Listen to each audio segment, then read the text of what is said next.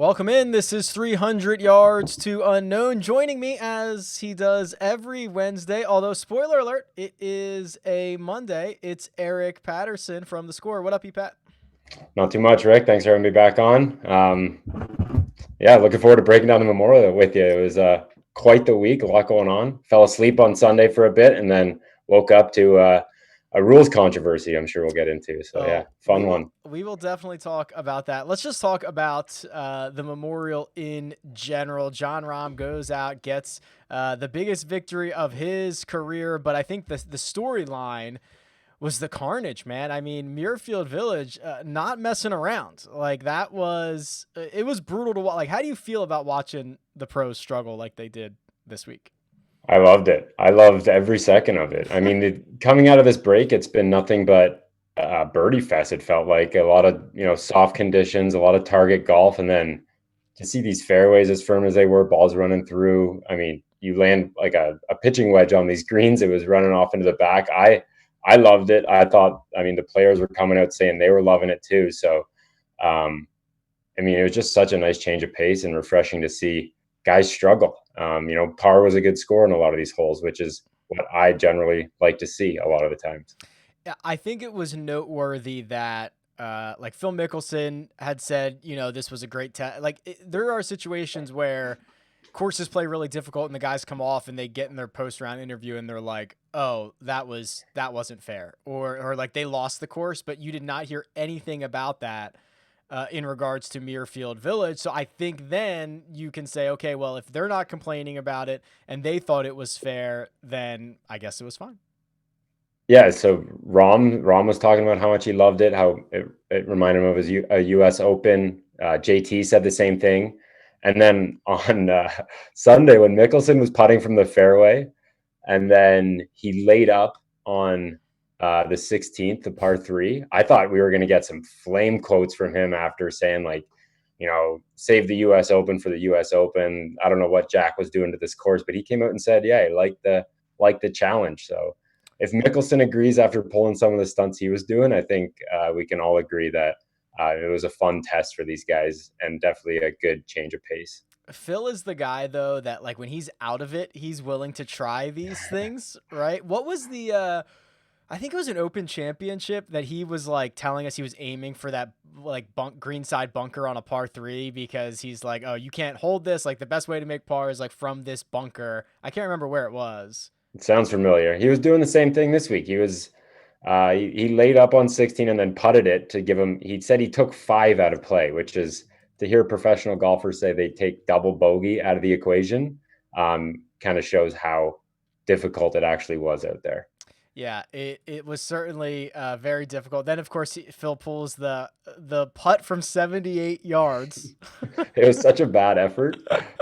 I saw I didn't see it live, and then I saw the replay come up. I'm like, oh, it's gotta go to like 10 feet, or else Phil's kind of making a fool of himself. But it like trickled into the front rough. I was like, dude, what are you trying here? It didn't even come close to working.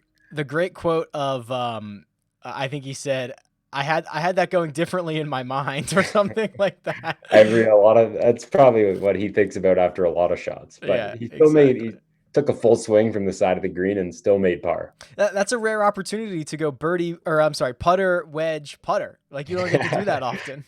Usually you're making, that sounds like, yeah, a really bad hole. If you're going putter, you got to put it back in the bag. But the full swing from the fairway with the putter was something. It just shows how firm and fast it was, but pretty funny to watch. I would have loved to, like, I wanted to play that course or see, because, like, I don't know, we play muni courses and whatnot, and they're soft, but like I want to feel what that's like to hit an iron in and just see it bounce like it landed on concrete. That's something I just can't relate to. That would destroy me. I mean, Like 2 holes, give me like 1 and 2 holes, or like just to experience how hard it was for these guys, because I can't wrap my head around it. But yeah. um I think what actually the craziest shot was so Rom bogeys 10, he bogeys 11 or double bogeys 11 on Sunday. Then he hits this unbelievable shot into 12, which is the par 3 where he just carries the bunker. And that was the only shot basically like all week that I saw spin backwards, like on a yeah, green like that. And I was like, oh my God, like this guy. And that was such a big shot, I feel like, to kind of stop the bleeding that he was in at the moment. But it was unbelievable. To see, it was interesting. I forget what hole, maybe 13 on the back nine, where Rahm was in like the first cut of rough there, and I think he had a wedge in. Palmer put it pretty close. This is when Rahm was unraveling. Palmer put it close, and then Rahm just couldn't hold it with a wedge, and it was just like, that's just the difference between being 2 feet into the fairway where you can put enough spin on it so it would land and stick a little bit, and then Rahm's, I think it might have landed on like a downslope on the green, but either way, it rolled like 30 yards through the green, and it was just, again, interesting. It makes you as a viewer like realize how hard it is for these guys to, how important it was for them to hit fairways, and then they're actually, a good shot for them was giving themselves a 25-footer for birdie as opposed to going out a pin and short-siding yourself. It was just a refreshing week to watch. Yeah, I like this, where essentially, like, this is the way I think difficult, like, courses should be difficult, is firm and fast, right? Like, you don't have to make them 7,700 yards. All that does is remove the guy, like the shorter guys. Like, the shorter guys can't compete at 7,700 yards. You make these courses shorter, you make them firm and fast, you make the rough very penal. That is the way you not only make it difficult, but you open up the field, essentially, where more guys can find their name near the top of the leaderboard. And then we can talk about Bryson about this. Like, through 2 rounds before his massive 10, he was only 1 over, and like, not really, you would think he would have a really good, a couple good rounds at least, but his power was being a little bit neutralized because of how firm and fast it was. And if you're not in the fairway, it just proves to be extremely difficult to get it close. And the course really emphasized how important angles are, and playing out of the fairway was. For sure. I completely agree with the angle thing. It reminded me a lot of the President's Cup, which was Royal Melbourne, yeah. Where, like, if you're in position and you hit a good shot, you are rewarded. If you are out of position or you hit a bad shot, you are penalized in a big way. Like, I think that's fair. So I like it, but I think it would have been, there's only so much carnage I can take, to be quite honest with you. I hate watching guys like, 6, 7, 8 over par. I mean, Dustin Johnson shot back-to-back 80s, and he didn't even play the course at its most difficult, which is like the craziest thing to think about.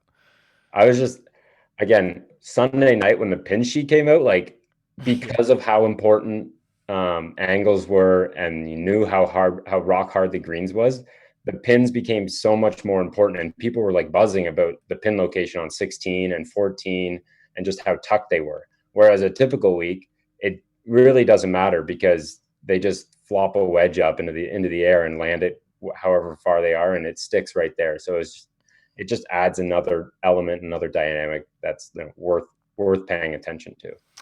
Let's talk about the cut line, because I think the telecast, especially PGA Tour Live, kind of got exposed on how the cut line works, Eric. So when you have a course that's playing over par and you have Tiger Woods, I mean, they were literally writing Tiger's, obituary, that he had to hole out from the fairway on 18, or I guess it was his 18th hole. I don't know if he started on the front or the back, to make the cut. And everyone on golf Twitter is like, there's no, like, this cut's moving. Like, the course is playing over par. He's probably going to get in at whatever he was, 3 over at the time. Like, they're writing his obituary, and they get this wrong every single week. That was one of the most frustrating times, like, on Twitter, listening to those broadcasters, right off Tiger from the middle of the fairway at like 11:30 noon on a Friday. And then Koepka as well. Like, Koepka made a double. The guy's like, well, that seals his fate for the week. See, like, pretty much, see you later, Brooks. But like, dude, if you're not like, I don't understand how it was mind-blowing. Even the PGA Tour's Twitter account was saying he needs to hold it for the weekend or something along those lines. And like, the fact that they don't even know how their own cut line works, or being able to foresee what the scoring conditions might be in the afternoon, it's not that hard to figure out. There's plenty of sites out there, projecting a real cut line rather than just drawing a line on the current leaderboard and saying, well, the cut's at 2 over because that's where it is right now. mind blowing how bad they are at educating the viewers. Well, what's really crazy is, for the most part, the commentators are players. Like, they should know. Like, would you have left if you were at 3 over? You would not have left on Friday afternoon knowing what the course was playing. You'd wait and see. You would not have felt like you need the whole. Like, I don't understand the lack of. Like, they must be told. I don't know. I almost give them enough credit to be like, they have to understand it. Someone must be telling them to use whatever is on the PGA Tour's leaderboard as the quote unquote projected cut line, which we were texting about this. I think not the biggest issue. The biggest issue is understanding it. The second biggest issue is the cut line that the PGA Tour's website shows says projected cut. That is not projecting anything. That is drawing a line at the top 65 and ties at the current moment. So maybe if it said current cut, people might be like, oh, okay, well, this is subject to change because it says current, not because it says projected. So that right there, I feel like is a big, because then I get a million tweets that are like, well, why do you think it's going to go to 3? The website says, the PGA says it's going to be 2 over. I'm like, I get it, but like, that's not projected anything, EPAT. Like, it kills me. It kills me.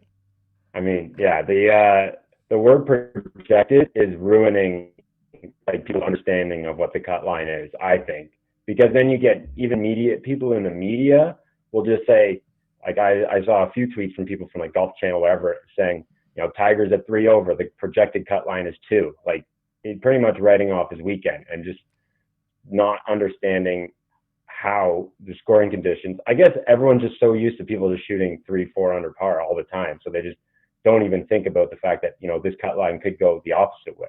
And it was just, they made themselves look like absolute fools for not getting that right.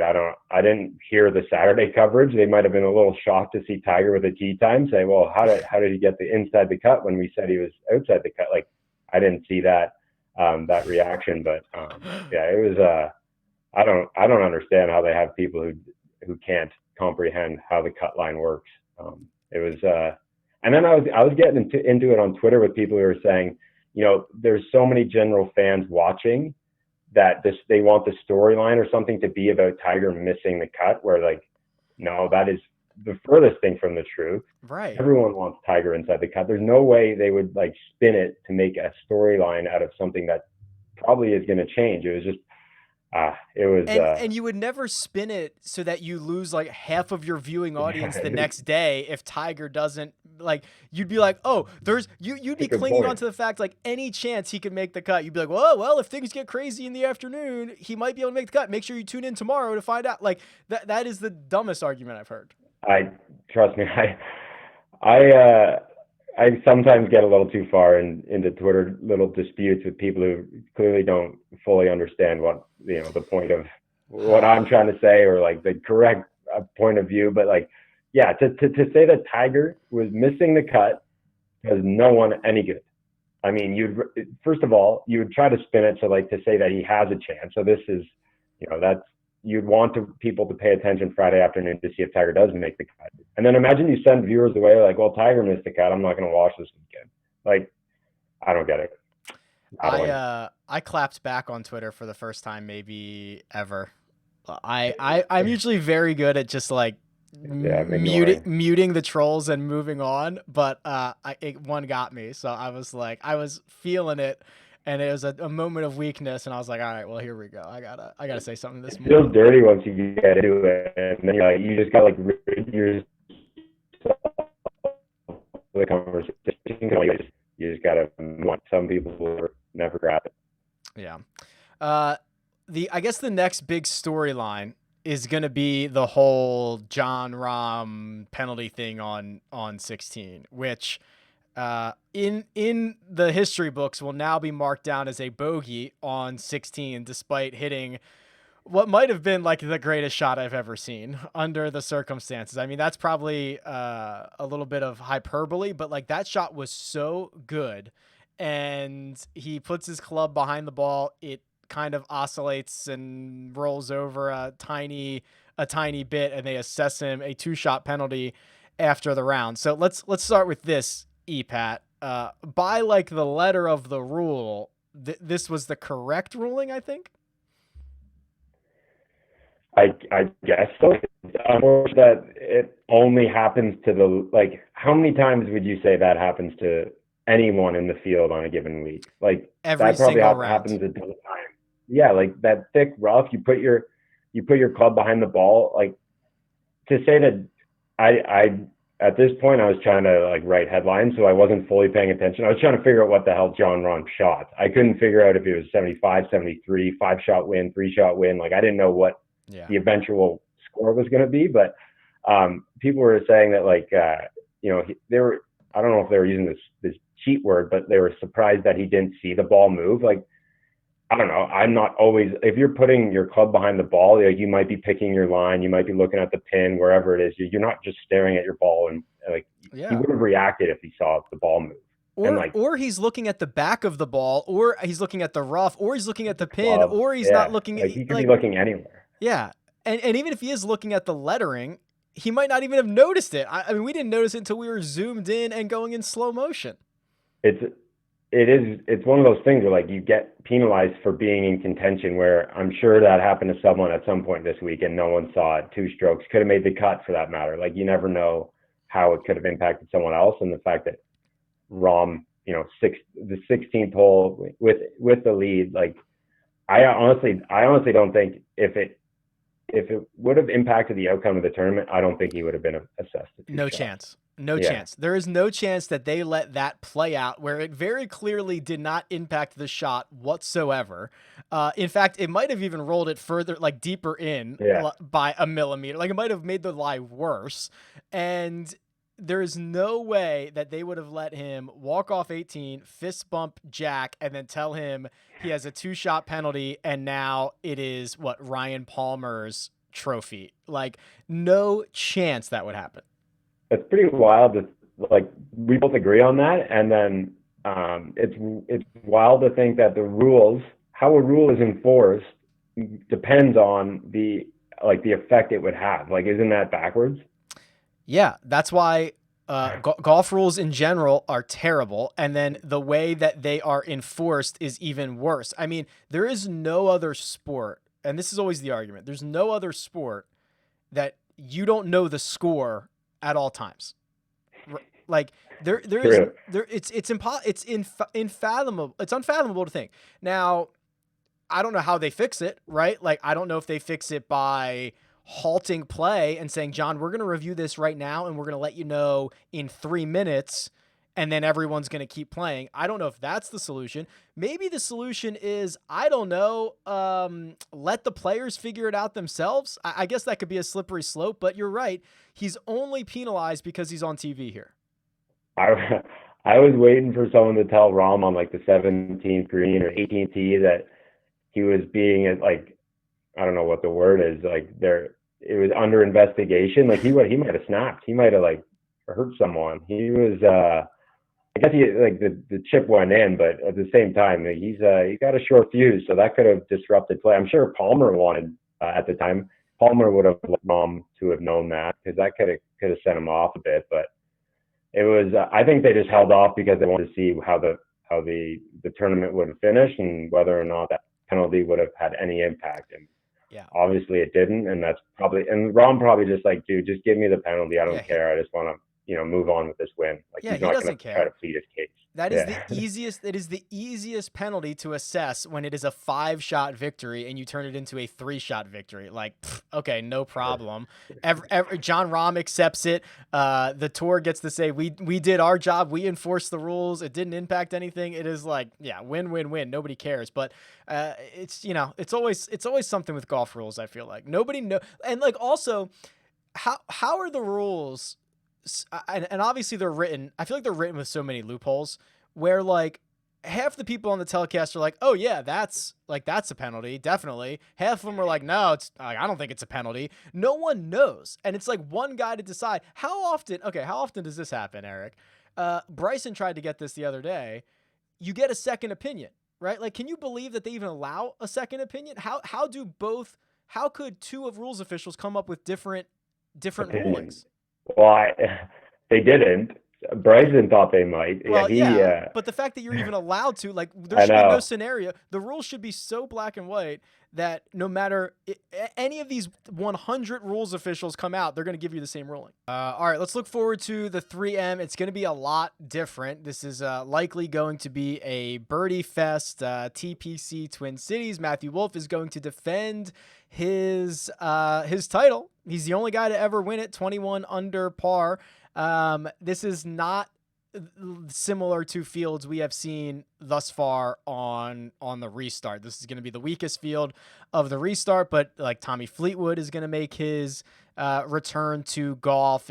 And then we've got a bunch of question marks like Dustin Johnson, Brooks Koepka at the top of this field. So I really don't know how to even begin to handicap this field, quite honestly.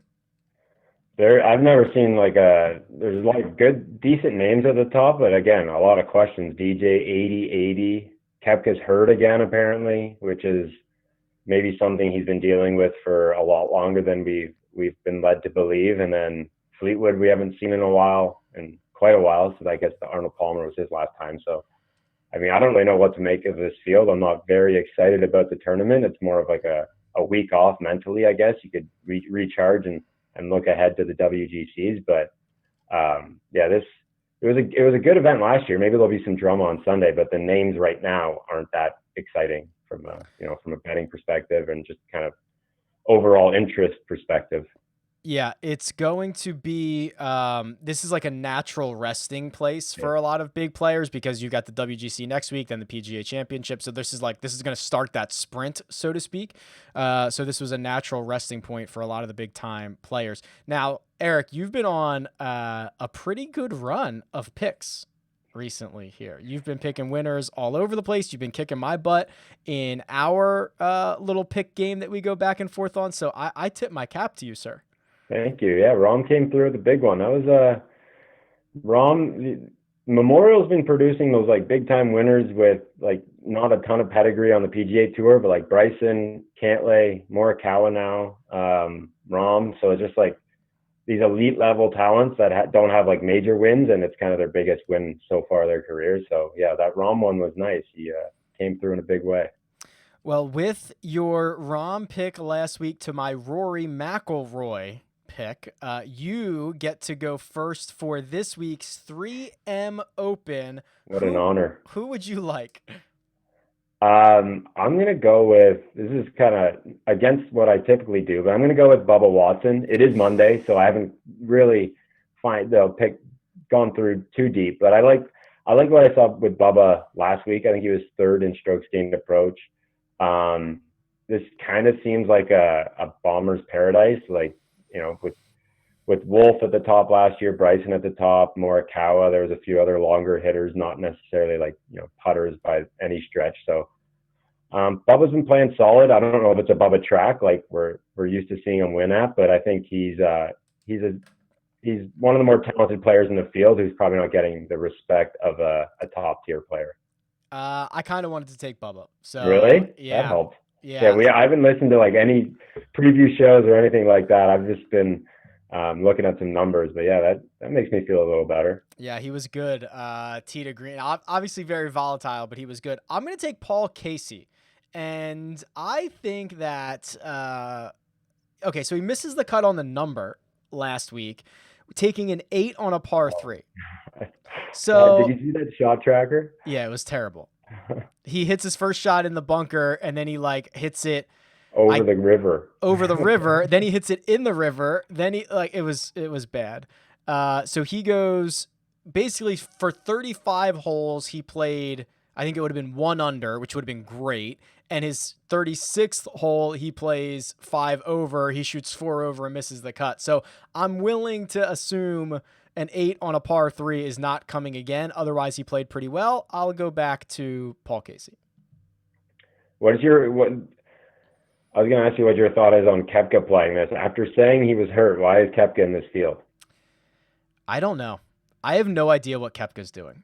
He's got one of the most interesting schedules. For someone who only shows up in majors, apparently, we talked about this before, but he's hurt. it's the 3M Open. There's a WGC coming where he's defending. The PGA is coming. Like, why? You just need a couple good weeks in the big events and you'll be in the playoffs. I don't know why he's playing this again. I've tried to come at this from a couple different angles, and I could not figure out what he's doing with this schedule. Like, he was going to try to take the week off at the Memorial. That didn't happen. I can't imagine he really cares about the playoffs that much, because you're right. If he just finishes well at either the WGC or the PGA Championship, like he'll get into the playoffs and be fine. But I don't know. I don't know what he's doing. His brother's in the field again. What are they, just like a package deal? They just play wherever? Maybe is Chase like dragging Brooks to all these events that he doesn't want to play? This could be like you gotta let your little bro do his own thing. Like, you can't just, if that's what the case is, where if you get Brooks, if we get Chase, and we'll bring in Brooks as well. It seems like a package deal that's working against Koepka's favor. Wow. Brooks, well, that is, not Chase. We'll Chase see. is getting the starts, but he's not doing anything with them. We'll see, man. I'm really confused about him and Dustin Johnson, so I don't know. I guess we'll see. What do you got going on at the score, EPAT? Don't tell me just like whatever golf stuff. I got something this week. I just came out with everyone loves power rankings, so I figured I should jump in on that party. I ranked the top 10 players since the restart, so not in golf, but just since the last, I guess it's been 6 events, so we're underway here. Some surprising names kind of in the top 10 that you might not think of as top 10 players in the world, but short sample size. All right, go check it out on the score. You can follow Eric on Twitter at EPATGolf. You can follow me on Twitter at RickRunGood. This has been 300 Yards to Unknown. We'll catch you next time.